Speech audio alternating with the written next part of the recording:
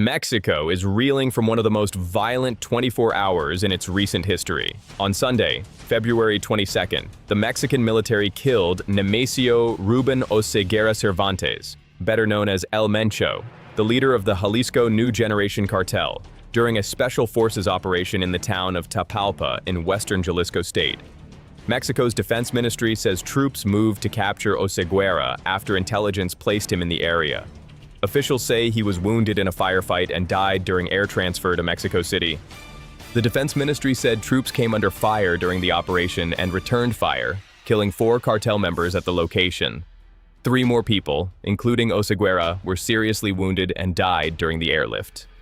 2 others were arrested at the scene, and authorities seized armored vehicles, rocket launchers, and other weapons. 3 members of the armed forces were wounded. Defense Minister Ricardo Trevilla said intelligence tied to one of Oseguera's romantic partners helped lead to the operation, according to Reuters. What followed was a coordinated wave of cartel retaliation that sent shockwaves across the country. Mexico's Security Secretary Omar Garcia Harfuch reported on Monday that 25 members of the National Guard were killed in 6 separate retaliatory attacks in Jalisco. He described the attacks as 27 cowardly aggressions against authorities across the state. Also killed were a prison guard during a riot at a lockup in Puerto Vallarta, an agent from the state prosecutor's office in Guadalajara, and an unidentified woman. As of AP's latest reporting, at least 73 people had died in the operation and its aftermath, citing Mexican security officials. Retaliation spread rapidly across much of the country, with officials reporting blockades in 20 states. Garcia Harfuch said more than 250 narco blockades were set up across 20 of Mexico's 32 states, with burning vehicles, tire spikes, and armed barricades sealing off major highways. In Jalisco alone, 18 blockades were placed on federal highways. Buses and cars burned on deserted highways in the neighboring state of Nayarit as firefighters battled flames under armed guard. The ripple effects reached Mexico City, where a National Guard convoy escorted a forensic ambulance to the organized crime prosecutor's office. In the state of Guanajuato, state officials reported more than 70 attacks across 23 municipalities, including 60 arson attacks, according to multiple Mexican outlets. 18 branches of Banco del Bienestar and 69 OXXO convenience stores were damaged. Reports of roadblocks and burning vehicles also emerged from Michoacán, Tamaulipas, Colima, Nayarit, Sinaloa, Veracruz, and Zacatecas. The scale and coordination of the response demonstrated the CJNG's reach far beyond its base in Jalisco. In Puerto Vallarta, the popular Pacific Coast resort town, drone footage captured scenes of devastation. Buildings and vehicles were engulfed in flames. Thick, black smoke rose above the beachfront skyline, and armed individuals were seen deliberately torching vehicles on major avenues. Authorities confirmed shootings and coordinated blockades across access roads. The municipal government urged businesses to close temporarily, and residents and tourists were told to shelter in place. Federal officials described Puerto Vallarta as an important CJNG operating area, though public details remain limited. Jalisco Governor Pablo Lemus Navarro activated a Code Red, the state's emergency security protocol, suspending all public transportation and urging residents to remain indoors. Guadalajara, the state capital and a host city for the upcoming 2026 FIFA World Cup, was virtually shut down on Sunday night as fearful residents stayed home and streets went silent. Schools were canceled on Monday across several states. Garcia Harfuch said the majority of blockades were cleared by Sunday evening, with all remaining barricades removed early Monday.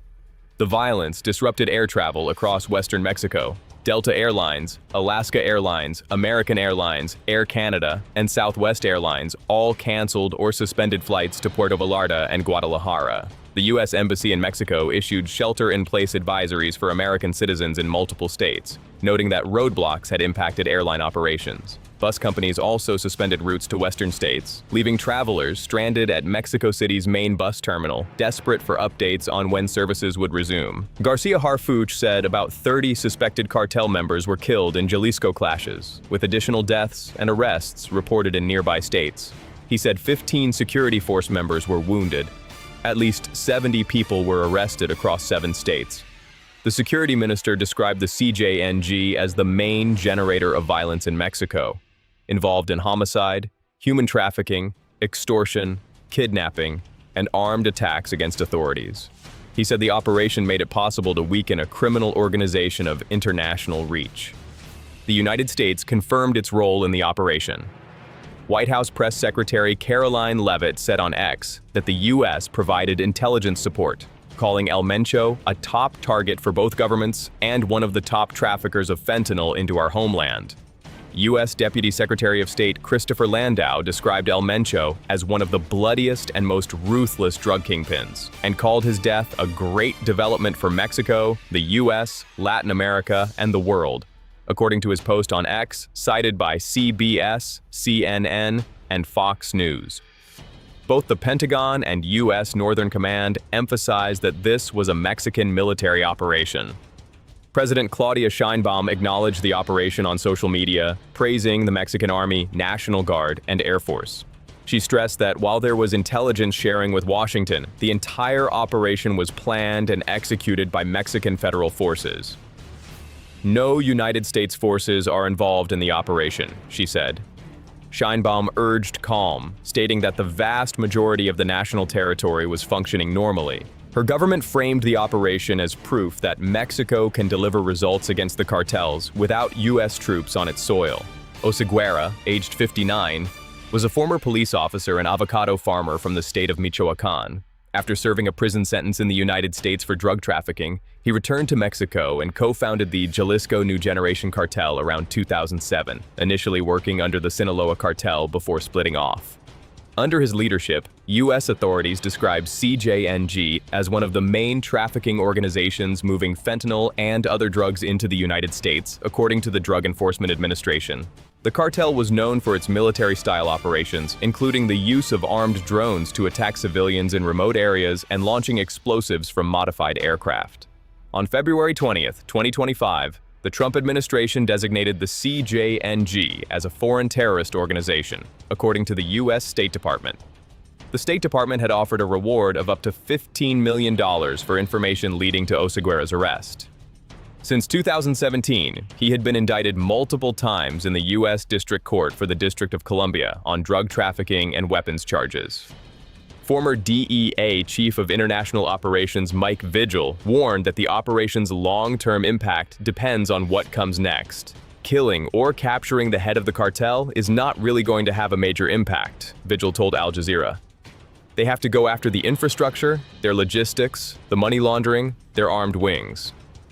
He said Mexican forces must launch a frontal assault on the cartel's operations quickly and efficiently, because if not, there is going to be hell to pay in terms of violence. The operation carries a deep irony. President Sheinbaum, like her predecessor Andrés Manuel López Obrador, has long criticized the kingpin strategy of targeting cartel leaders, arguing it triggers explosions of violence as organizations fracture. Analysts say U.S. pressure likely increased the incentive for Mexico to show results against top cartel leaders.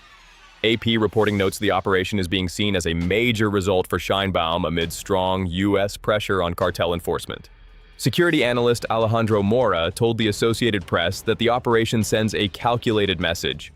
This is signaling to the U.S. that if we keep cooperating, sharing intelligence, Mexico can do it, Mora said. We do not need U.S. troops on Mexican soil. The operation also feeds a broader debate in Washington over intelligence cooperation versus direct intervention on Mexican soil. For Sheinbaum, demonstrating that shared intelligence delivers results may be the strongest argument against American military involvement. But the most dangerous question remains unanswered. Who fills the vacuum?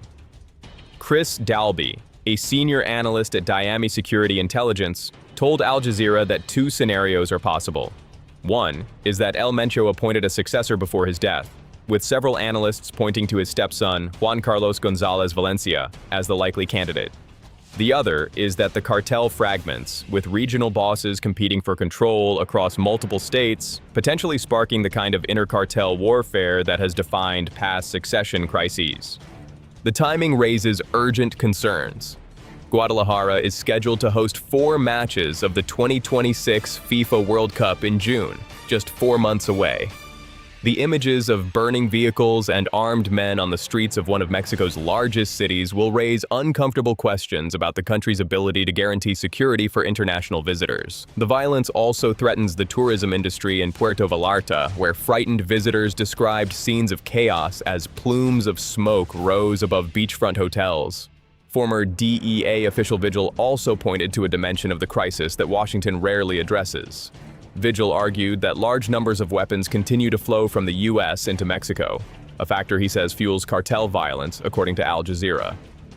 Yet the Trump administration has shown no willingness to address the U.S. side of the equation, even as it pressures Mexico to intensify operations against the cartels.